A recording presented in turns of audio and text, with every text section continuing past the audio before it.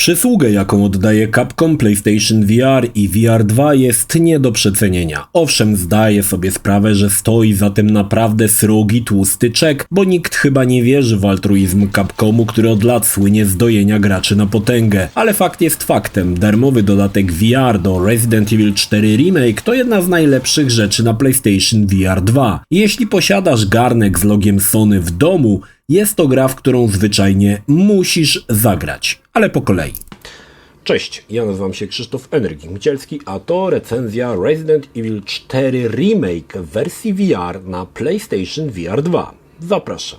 Recenzja Resident Evil 4 Remake pojawiła się jakiś czas temu na kanale, więc nie będę ponownie wnikał w zmiany remake'u, jak i to, jak to wypadło, ale skupię się jedynie na rozgrywce VR-owej. Od razu trzeba przyznać tutaj jedno, nie jest to prosty tryb, w którym zwyczajnie dodano widok z oczu, ale przemyślany produkt, który bez wątpienia mógłby być wydawany osobno i ani przez sekundę bym nie pomyślał, że jest to dodatek do dużej gry, bo Capcom zrobił kolejny raz to po mistrzowsku. Jeśli nie mieliście okazji zagrać jeszcze w Resident Evil 4, choć ciężko mi w to uwierzyć, gra opowiada o Leonie, który rusza do Hiszpanii w poszukiwaniu porwanej córki prezydenta. Na miejscu szybko się okazuje, że Hiszpanie biegają z widłami i nie pałają braterską miłością do blondyna w ciekawej fryzurze. Za całym zamieszaniem stoi La Plaga, pasożyt, który przejmuje władzę nad ludźmi. Leon rusza w długą misję, aby dotrzeć i wyeliminować źródło problemu, no i odnaleźć dziewczynę. To tak pokrótce. Gra opowiada historię za pomocą cutscenek, które choć oglądamy w hełmie, są one wyświetlone jakby na dużym telewizorze. Fajnie by było obejrzeć te scenki w nowej wersji z oczu, ale jak mniemam za darmo, to by już było za dużo tego dobrego. Zanim zaczniemy grę, Resident ma tonę ustawień po to, abyś nie narzygał do gara. Od oczywistości pokroju obracania o dany kąt, po zaciemnienia i masę różnych umilaczy. Capcom zadbał o to, aby rozgrywka w Rezydencie była fajna i nie miała przykrych konsekwencji. Sam lubię grać z płynną kamerą i obracaniem o określony kąt bez zaciemnień, ale zdaję sobie sprawę, że jak się nie ma bebechów ze stali, to rozwiązanie może być ciężkie. Ale mam nadzieję, że chociaż dobrze się to ogląda na YouTubie. Nie jest chyba tajemnicą, że całą grę, poza cutscenkami rzecz jasna, obserwujemy z całkowicie nowej perspektywy. Ta zmiana wpływa na kilka kluczowych elementów i Capcom doskonale potrafił je wykorzystać. Na pewno pierwsza wizyta na hiszpańskim zadupiu pokazuje, jaka moc drzemie w silniku Re-Engine, bo 4, jak i wcześniej 8,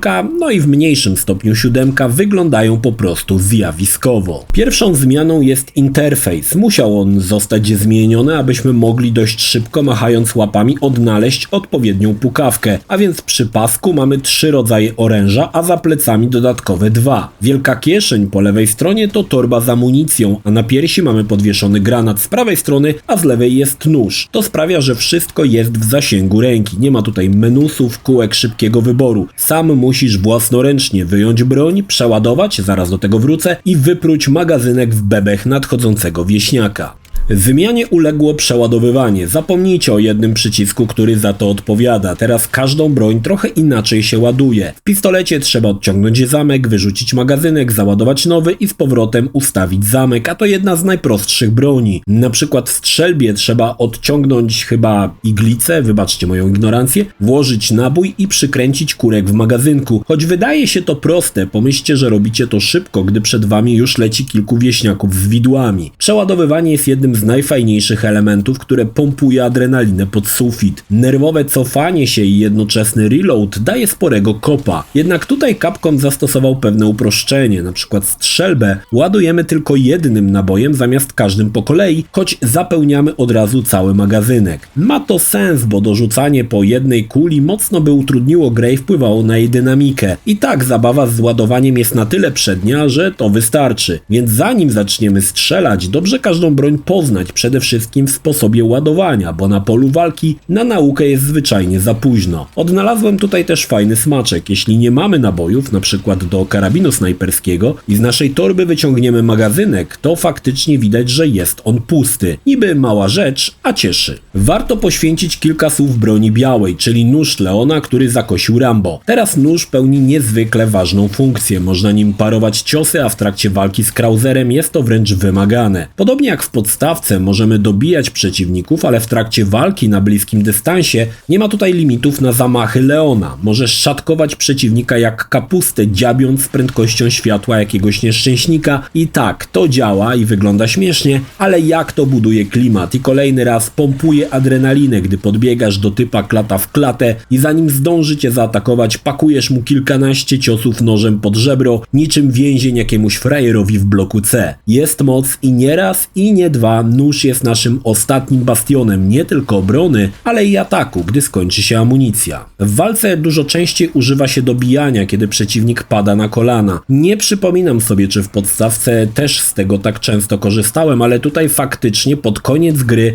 obierałem taktykę kulami po kolanach i kop w dziąsło, potem dobicie nożem albo kilka ostrzegawczych strzałów w czaszkę z absurdalnie bliskiej odległości. No właśnie, tutaj dochodzi kolejny fajny element. Nie jesteśmy już zdani na celowanie i powolne ruchy. Możesz gnać pomiędzy przeciwnikami, równocześnie prując im w czachy na boki, czy przy pewnej wprawie nawet strzelając za siebie. Da się takie numery robić i czujesz się wtedy co najmniej turbo zajebiście. Szczególnie gdy przebiegasz sobie radośnie i mijającemu przeciwnikowi strzelasz w łeb, nie zwalniając tempa i nie zmieniając kierunku biegu. Jest moc. Jeśli chodzi o samą rozgrywkę, mam wrażenie, że jest łatwiej. Nie wynika to z tego, że jest mniej przeciwników, ale granie w VR jest po prostu łatwiejsze. Podobnie było w Resident Evil 7 i 8. Tutaj trudniejsze walki, które wymagały ode mnie jakiegoś wysiłku w podstawce, przechodziłem z marszu. Nawet bossów pokonywałem z marszu, głównie dlatego, że jest tutaj ta opcja run and gun.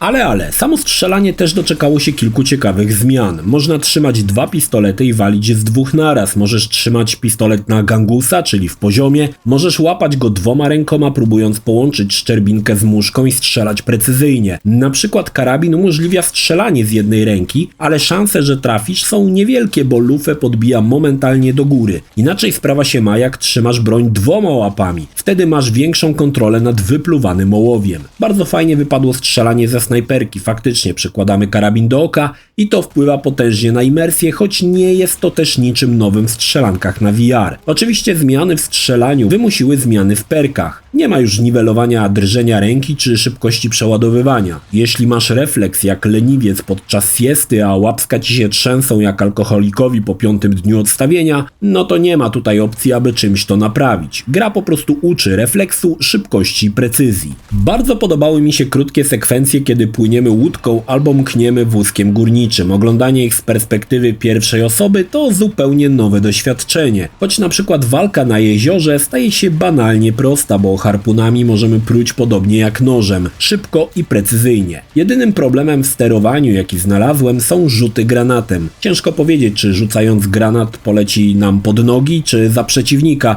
Jest to związane z tym, że nie czujemy jego wagi, więc ciężko określić, jak mocno rzucić, aby poleciał tam, gdzie potrzebujemy. Ale to już problem samego VR-a, a nie gry. Choć prosta linia pokazująca, gdzie granat poleci, mogłaby to załatwić szybko i elegancko. Kieszeń Leona nie uległa zbytniej zmianie. Po prostu widzimy w trójwymiarze jej zawartość i możemy nią zarządzać, przestawiać czy craftować przedmioty jednym klikiem, podobnie jak w podstawce. Nie ma tutaj zbyt wielu rzeczy do omówienia, bo ta funkcja działa dobrze i tak jak powinna działać. Resident Evil 4 Remake VR to gra obowiązkowa dla każdego fana. Capcom ponownie zaatakował darmowym VR-owym dodatkiem, który przewyższa wiele innych produkcji dedykowanych tylko hełmom VR. Rozgrywka, adrenalina zupełnie zmieniają sposób postrzegania Residenta. Choć wydarzenia są te same, zupełnie inaczej je odbieramy, w mojej opinii bardziej zajebiście. Niemal każda sekunda Residenta w hełmie to kupa zabawy i radochy, a jak ogarniesz już podstawy przeładowywania, to nie Leon, ale ty stajesz się morderczą, niepowstrzymaną maszyną do zabijania, a to pompuje adrenalinę litrami. Gra wydaje się prostsza, owszem, ale posiada bardziej skomplikowane elementy jak reloading i to w sumie się jakoś zeruje, choć faktycznie strzelanie samodzielnie przy użyciu muszki i szczerbinki jest prostsze. Przeciwników kasujemy szybciej, łatwiej używamy noża i ciosów dobijających, więc śmierć spotykała mnie tutaj niezwykle rzadko. Ale i tak VR-owy dodatek to potężna dawka radości, którą polecam każdemu, kto tylko odważy się włożyć gar na głowę z logiem PlayStation.